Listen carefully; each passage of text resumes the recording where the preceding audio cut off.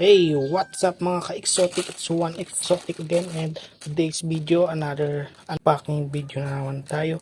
And ayan, meron naman tayo dumating ng tarantula slings. And ayan, basta na natin to.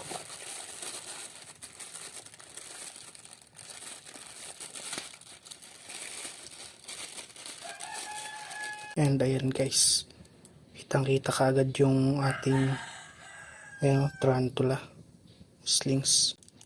And dito yung isa. Yan na, medyo malaki na. Oops, ayaw mag-focus. Ayan. So, ayan.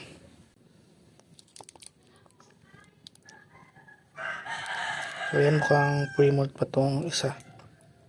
And then, ready ko lang yung kanilang mga lagayan. And, ayan na guys, na-prepare na natin yung kanilang mga lagayan. Ayan. Ito nga pala ay coco peat.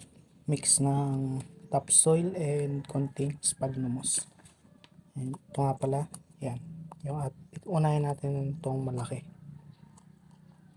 Ito nga palang species na to guys is ang Brachypelma classy.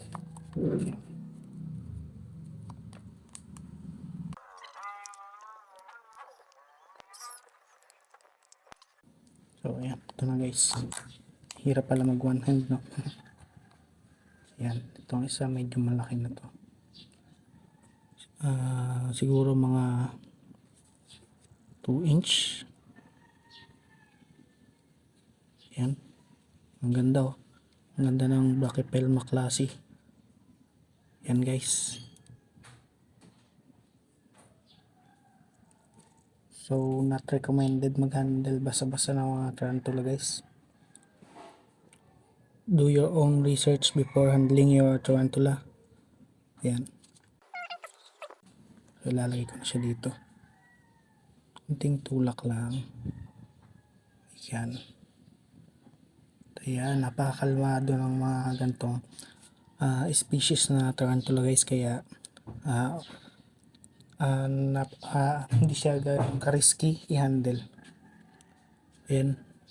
Estimate ko mga 1 inch plus na to sa pag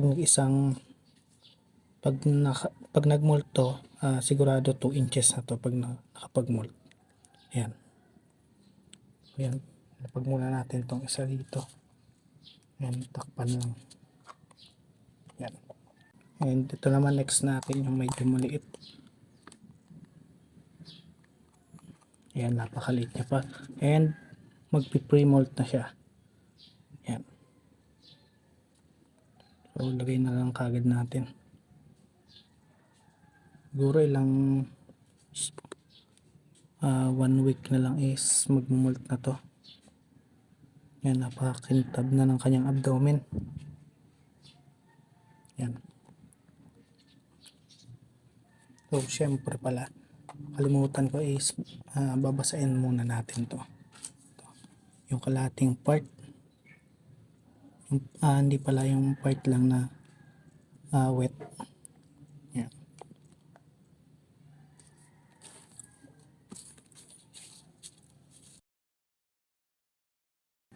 So, ayan guys, ang ating Brachypelma classy. Ayan. So, first time ko rin magkaroon nito. Hindi pa ako nagkaroon nito dati, yung nag-aalaga ako. Ayan.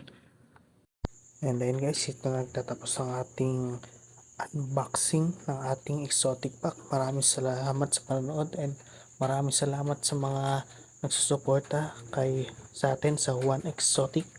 And ayun, maraming salamat sa panonood. Peace out.